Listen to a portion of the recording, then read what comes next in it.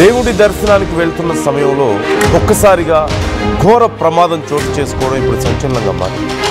నాగర్ కర్నూలు జిల్లాలో ఈ ఘోర ప్రమాదం జరిగింది. శ్రీశైలం ఘాట్ రోడ్లో కారు పూర్తిగా దగ్ధమైంది.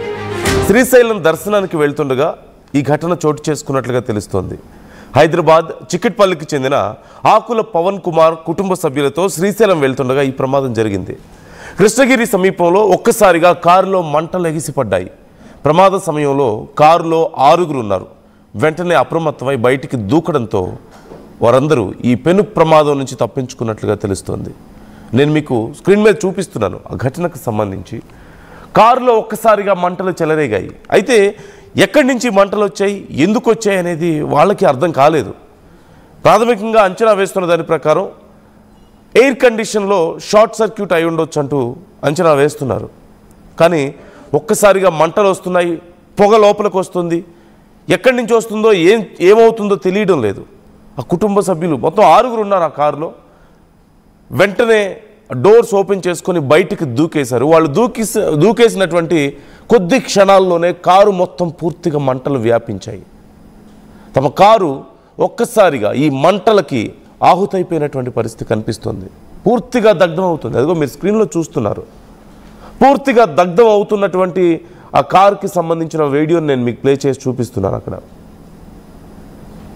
ఏమాత్రం కొంచెం లేట్ అయినా, కొద్ది క్షణాలు వాళ్ళు కారులోంచి రావడం లేట్ అయినా, మరికొన్ని సందర్భాల్లో సహజంగా మనం చూస్తూ ఉంటాం, కారులో ఏదైనా ప్రమాదం జరగడం అంటే బలంగా దేన్నైనా ఢీ కొట్టినప్పుడైనా, లేదంటే మంటలు చెలరేగినప్పుడైనా చాలాసార్లు కారు లాక్ అయిపోతూ ఉంటుంది. అంటే కీ ఓపెన్ అయ్యేటువంటి, ఆ లాక్స్ ఓపెన్ అయ్యేటువంటి సిస్టమ్ దెబ్బతినడం వల్ల, షార్ట్ సర్క్యూట్ కారణంగానో ఒక్కసారిగా ఇంటర్నల్ సిస్టమ్ అంతా పనిచేయడం ఆగిపోతుంది. లోపల నుంచి డోర్స్ ఓపెన్ చేయడం కష్టం అవుతుంది. అలాంటి సందర్భంలో బయటికి రాలేక ఆ కారు అద్దాలు, ఒకప్పుడంటే ప్రాపర్ గ్లాస్ ఉండేది, కానీ ఇప్పుడు ఫైబర్తో తయారు చేస్తున్నటువంటి అద్దాలు కాబట్టి సాధారణంగా చేత్తో పగలగొట్టడం అనేది పెద్దవాళ్ళకు కూడా కొంత అసాధ్యం. ఏదో ఒక వస్తువు ఉంటే తప్పితే చేయలేం. అలాంటి పరిస్థితుల్లో ఎంతోమంది బయటికి రాలేక లోపలే ఊపిరాడక ప్రాణాలు కోల్పోయిన వాళ్ళు, ఆ గాలి, ఆ పొగ పీల్చుకోలేక చిత్రవాద అనుభవించి ప్రాణాలు కోల్పోయిన వాళ్ళు, ఇక ఆ మంటల్లో ఆహుతైపోయిన వాళ్ళు ఎంతోమంది ఉన్నారు. ఇలాంటి ఘటనలు మనం ఈ మధ్యకాలంలో కూడా చూస్తున్నాం. కేవలం కార్ల విషయంలోనే కాదు, బస్సుల విషయంలో కూడా అదే చూస్తున్నాం మనం. కానీ అదృష్టం శాత్తు మరి దేవుడి దగ్గరికి వెళ్తున్నారు కాబట్టి ఆ దేవుడి దయ వల్ల ఈ ప్రమాదం నుంచి బ్రతికి బయటపడగలిగారు అనుకోవాలేమో. మొత్తం 6గురు క్షేమంగా బయటపడ్డట్లుగా తెలుస్తోంది ఆ కుటుంబ సభ్యులు. అయితే ఇలాంటి ఒక ప్రమాదాన్ని తమ కళ్ళ ముందే చూడడంతో, తమ కారు ఇలా కళ్ళ ముందే కాలి బూడిదవ్వడంతో వాళ్ళు దిగ్భ్రాంతికి లోనైనట్లుగా తెలుస్తుంది. అక్కడ పైన ఎగసి పడుతున్నటువంటి మంటలు మీరు చూస్తున్నారు.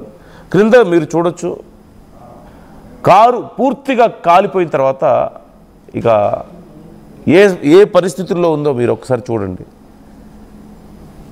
కనీసం ఆనవాళ్ళు దొరకకుండా పూర్తిగా కాలిపోయి ఎంత దారుణమైనటువంటి పరిస్థితి ఒక్కసారి మీరు చూడొచ్చు. అంటే ఏ కొద్దిపాటి తేడా జరిగినా ఆ కారుతో పాటు లోపల ఉన్న 6గురి ప్రాణాలు కూడా గాలిలో కలిసిపోయి ఉండేవేమో, ఆ మంటలకు ఆహుతై ఉండేదేమో. ఖచ్చితంగా ఆ దేవుడి ఆశీస్సులు వాళ్ళకు ఉన్నాయి, భూమి మీద నూకలు ఉన్నాయి. ఆ శ్రీశైలం మల్లన్న స్వామి వాళ్ళకు ఉన్నాడు కాబట్టే వాళ్ళు ఆ ప్రమాదం నుంచి బయటపడగలిగారు. కానీ అసలు ఏం జరుగుతుంది? ఇవాళ శ్రీశైలం దర్శనానికి వెళ్తూ ఈ ఘటన, నిన్న ఒక కారు ఘటన చూసాం. ఒక్కసారిగా బస్ స్టాప్ దగ్గర వేగంగా వచ్చి ఢీకొట్టి 3 ప్రాణాలు కోల్పోయారు.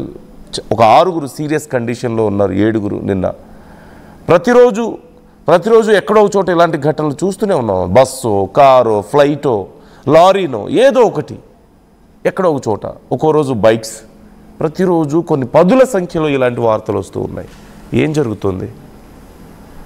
శివాజీ జాయిన్ అవుతున్నారు, మా ప్రతినిధి. శివాజీతో మాట్లాడి మరిన్ని డీటెయిల్స్ తెలుసుకుందాం. శివాజీ, కారులో ఉన్న 6గురు క్షేమంగా బయటకు వచ్చినట్లుగా తెలుస్తోంది. మరి పోలీసులు ఏమైనా రెస్పాండ్ అయ్యారా దీనికి సంబంధించి? అసలు బయట పడ్డ వాళ్ళు ఏమంటున్నారు? మంటలు ఎలా వ్యాపించాయి? అక్కడ ఏం జరిగింది అసలు?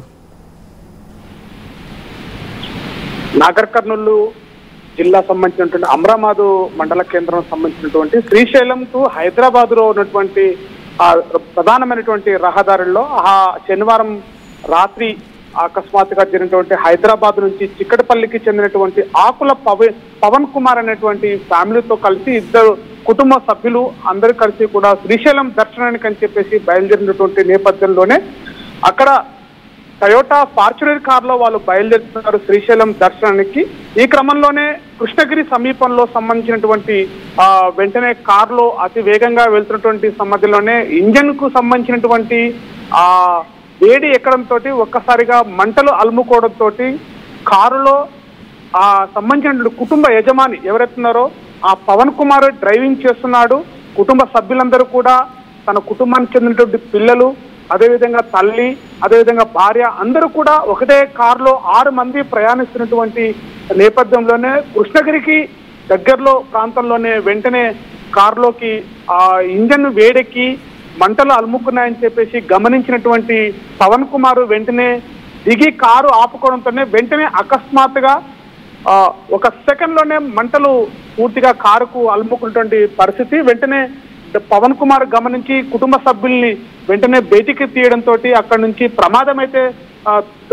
ప్రమాదం నుంచి తప్పించుకున్నటువంటి ప్రయత్నం అయితే జరిగింది. కుటుంబ సభ్యులకు కూడా ఎలాంటి ప్రమాదం అయితే జరగలేదు. 6 సభ్యులను కూడా వెంటనే రక్షించుకొని కారుకు దూరంగా వెళ్లడంతో అక్కడ ప్రమాదం నుంచి బయటపడ్డట్టుగా చెప్పొచ్చు. ఈ కారుకు సంబంధించిన వెంటనే స్థానికులందరూ కూడా ఆ కారులోంచి ప్రయాణికులని అక్కడ ఉన్నటువంటి సభ్యులందరినీ కాపాడడానికి ప్రయత్నం చేసినటువంటి నేపథ్యంలోనే కారు పూర్తిగా ఒక్కసారిగా మంటలు ఎగిసిపడడంతో కారు వితిన్ సెకండ్ లోనే అక్కడ ఒక 5-10 నిమిషాల్లోనే కారు పూర్తిగా మంటల్లోకి చిక్కుకుపోయినట్టుగా తెలుస్తుంది. అక్కడ ఈ జరిగినటువంటి ఈ ప్రమాదంలో కూడా పవన్ కుమార్ తో పడుకున్నటువంటి కుటుంబ సభ్యులు 6 మంది కూడా ఎలాంటి ప్రమాదానికి చోటు లేకుండా ప్రమాదాలతో బయటపడినటువంటి పరిస్థితి కనపడింది. నందు అంటే అది నైట్ టైంలో జరిగినట్లుగా క్లియర్ కనిపిస్తుంది మనకి. ఏ సమయంలో జరిగింది అప్రాక్సిమేట్లీ? అండ్ అసలు ఈ మంటలు రావడానికి కారణం ఏంటనేది ఎగ్జాక్ట్గా తెలుస్తుందా మనకేమైనా? అంటే నిన్న సాయంత్రము రాత్రి 9 గంటల నుంచి 9:30 ప్రాంతంలో వారు మన్ననూరు అనేటువంటి ఒక ప్రాంతంలో అక్కడ ఆగారు. అక్కడ సంబంధించినటువంటి స్నాక్స్ తీసుకున్నారు. అక్కడ నుంచి మళ్ళీ బయలుదేరి మన్ననూరు నుంచి సుమారుగా ఒక 25 కిలోమీటర్ల ప్రయాణం చేసిన తర్వాత కృష్ణగిరి అనేటువంటి ఒక ప్రాంతం వస్తుంది. ఆ ప్రాంతానికి సమీపంలోనే వెళ్తూ ఉంటేనే ఒక ఘాట్ సెక్షన్ అనేది వస్తుంది. ఆ ఘాట్ సెక్షన్ నుంచి వెళ్తూనే అక్కడ ఉన్నటువంటి ఈ పవన్ కుమార్ ఆ తర్వాత ఆ కుటుంబం మొత్తము కారులోనేటువంటి ప్రయాణిస్తుంటేనే ఒక్కసారిగా ఇంజన్ నుంచి అంటే